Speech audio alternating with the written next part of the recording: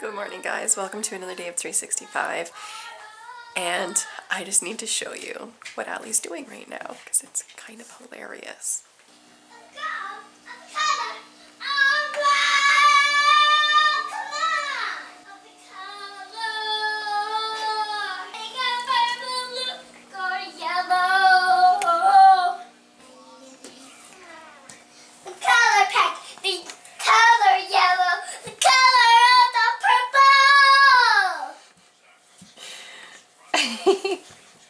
You're so silly. You making up music? No, it's a song. Oh, it's a song. It's a real song. Yes, it's a princess song. I see. Did you invent it? The princesses, the queen, and the king, the welcome me. And like she's been doing that for about 15 minutes straight. It's kind of hilarious. All right, so I have mentioned many times how I'm a crafty person and I knit, and how I even want to potentially start a channel specifically for my crafty stuff, and I will talk more about that in just a moment. But yesterday I finally cleaned out my project bag, and I'll show you that right now, before and after.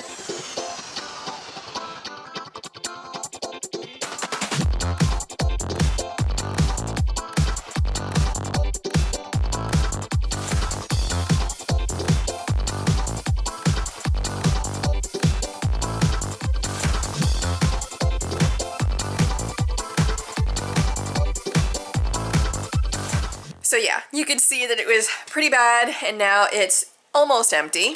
So yeah, it is just one of these great big rolly bag project bags. It's quite big. It's got these nice big handles on it, and this pulls right out so that you can roll it around. It's got a nice big back pocket on there, and then if you open it up, so it's got all of these different pockets, and everything pretty much completely open, so that you can get into. It's got the mesh pocket here. I can put some stuff in there, and then even this unzips, and these are all just separated by Velcro, so you can kind of set it up however you want to. It fits a ton of stuff, and you can also just take these out if you just want a great big bin to put stuff in, and it actually unzips entirely. It zips all the way to the back, so you can completely open it up, lay it out almost flat, so it's easy to clean. But I mean, it's huge. It's a great big huge project bin, and it's not really practical to like bring with me if I'm going to like the doctor's office or something like that. So for a while I had been using this little guy here. It's just a tiny little mesh bag, and it's got a hole in the top so your yarn can come through, so that you can keep your ball of yarn inside, and it's not going to roll all over the place while you're knitting. But the hole at the top is where the problem is, and it's not really a huge problem. It works very, very well. However, once you've started your project, you need to be committed to having it in that bag, because you're not pulling it back through that hole. You would have to cut your yarn, and that's fine for people who knit with like animal fibers, but if you're using anything other than an animal fiber, that splice or where you're adding in the new yarn again is not going to be as seamless, and I prefer to just kind of keep going to the end of the ball. There's also not a storage way to do it, because what you're doing is your ball is there, your working yarn goes up through the hole, and your project is out here while you knit it. And in order to store your project, you unzip it and you put it in with the ball, but that means that your yarn is going in like this. I still really like it. I use it all the time. The other problem with this one is that I like to knit like socks, and mittens and everything else like that. And when I do socks or mittens, I like to do the magic loop method, and I do 2 at a time. And if you try to do 2 at a time in that little project bag, as you rotate the work, because you're working in the round, the 2 strands coming up from that little bag get completely twisted, and I've actually over twisted yarn trying to get this to work. And again, I understand that all of this stuff is not going to make any sense or be of any interest to people who are not knitters, but whatever. I am a knitter. this is what I do, and I'm gonna talk about it because that's what I want to talk about on the vlog today. So what I did was last night I went to the dollar store trying to find something that I could modify to maybe make a project bag or a project bin that could work with 2 holes, and then I still run into the problem of not being able to feed the project back through the hole.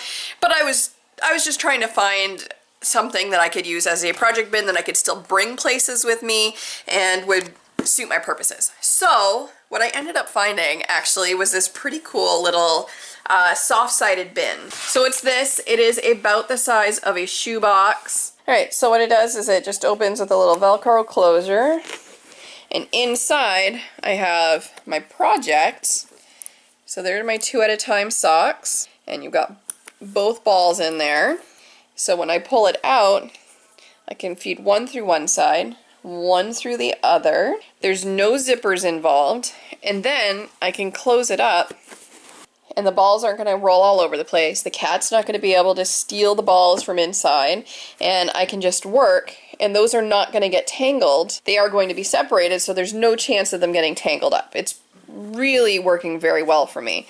And then because it's a much larger bin than the mesh bag I was using, I've got my interchangeable set in here, and in the interchangeable set I've got a tapestry needle so I can weave in ends, and I've got mini scissors in there.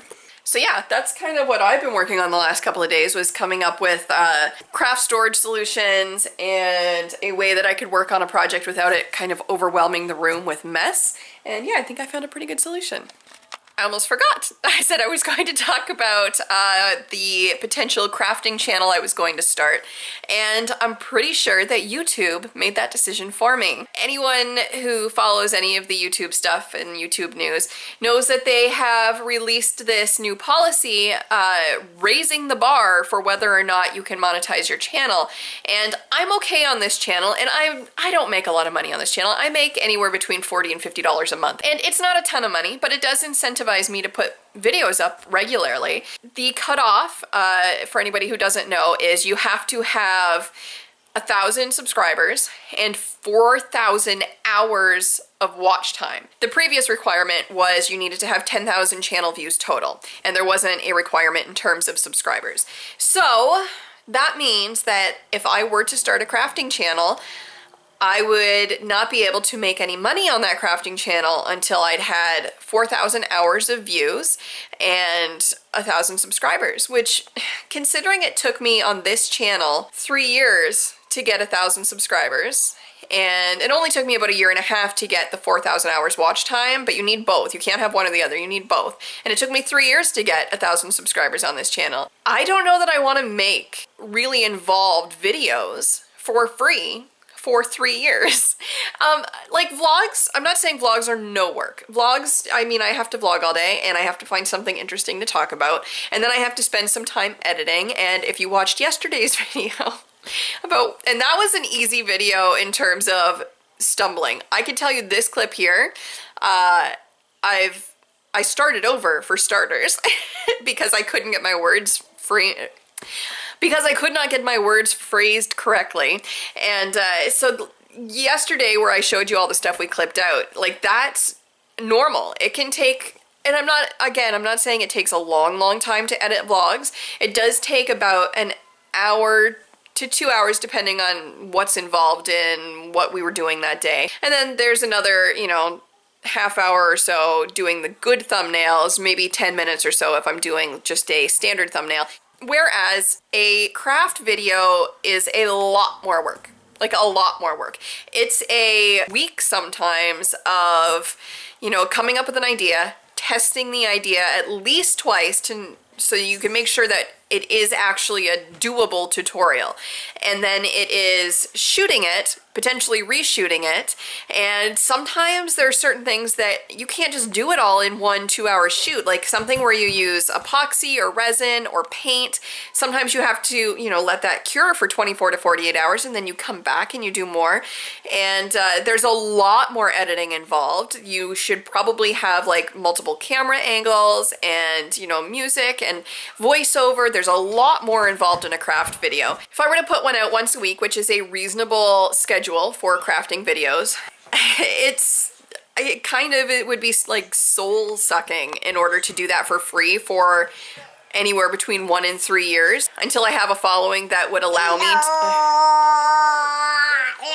And the idea of doing that amount of work for nothing and waiting potentially, like doing that amount of work for 1 to 3 years in order to just hit the bar of monetization, I'm not interested. Not interested, and this is going to drive a lot of small creators away from the platform because nobody wants to be essentially an unpaid intern indefinitely or for an indeterminate amount of time. Like it could be, you could hit it big right away. You could get followers right off the bat, but you could be, you know, struggling for a year or longer just to meet the bar that YouTube has set for getting monetized. And I don't know, there are some workarounds. I think like I could potentially put some stuff up on Instagram with all the right hashtags and then try to drive traffic from there over to my YouTube channel. I could try and post stuff on Pinterest and direct again to my YouTube channel just to get more eyes on the stuff. Again though, that's not going to get people to subscribe. That's just going to get more of the watch hours up. And again, all of this stuff is probably of zero interest to people who don't YouTube, who aren't crafty people, who don't try to make some sort of money on the internet. It's really frustrating for creators right now because they're not grandfathering anyone in. They're 100% just saying, if you don't meet this bar, you are now not monetized. And these people, again, they may not have been making a lot. They may have only been making $100 a month on YouTube, but I mean, that's enough to incentivize you to make good content. And if they're taking that incentive away, people aren't going to make the content anymore. And that sucks. That sucks for viewers, that sucks for YouTube itself, especially considering there are whispers that YouTube is going to continue to advertise on those videos. They're just not going to pay the creators.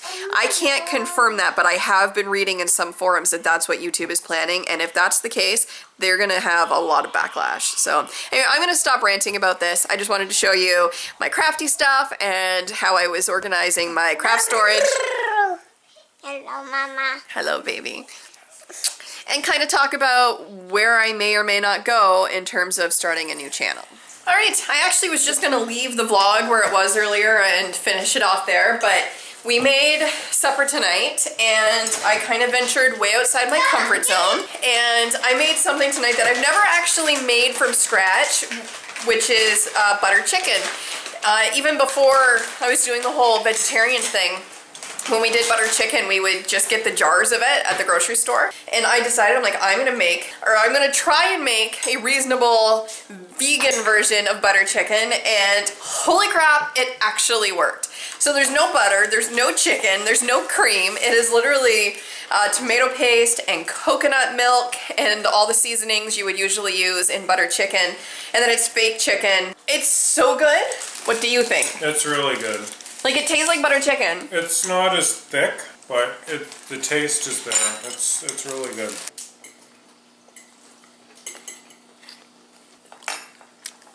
Yummy. It turned out so good. I am very, very happy with that, and it's kind of inspired me. I think we're gonna have to like go outside of our comfort zone a little bit more. Anyway, I'm gonna go ahead and end today's vlog. Okay, well, that's it for today's vlog, guys. If you liked it, give it a big thumbs up. Subscribe so that you don't miss any of our videos. Leave a comment down below. We'll see you tomorrow. Bye! Bye!